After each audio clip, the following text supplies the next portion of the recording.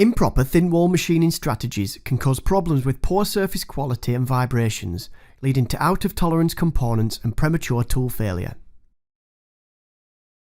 Here, we will show how NXCAM's merge path functionality can support users in creating more stable toolpaths in thin wall applications. In this example, we are machining an aluminium component with a 2 mm thick tapered wall. If we apply a thin wall waterline machining strategy, stepping alternately from either side, we can keep as much strength as possible in the walls as we work towards the base. A good rule of thumb is an axial depth of cut to wall thickness ratio of 8:1 for titanium alloys, 6:1 for steels, and 4:1 for aluminium. In this case, we select a depth of cut of 8 mm for each pass. Using a contour profile operation, we can easily create the operations to machine the wall in a multi-depth pattern.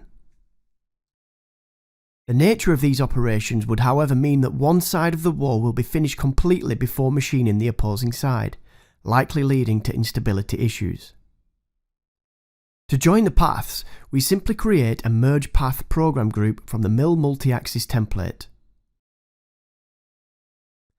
Change the merge type to contour count.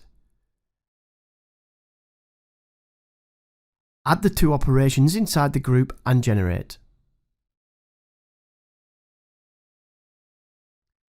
Using the merge path group, you can separately control the non-cutting moves for the merged operations. Note, NX has automatically created smooth transitions between the contours in the merged operations.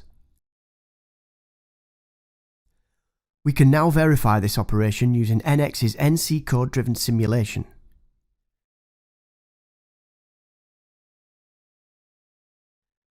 This merge path method can be used for other multi-axis applications such as on blisks and impellers, as well as reducing unnecessary retract moves between operations via the concatenate merge method.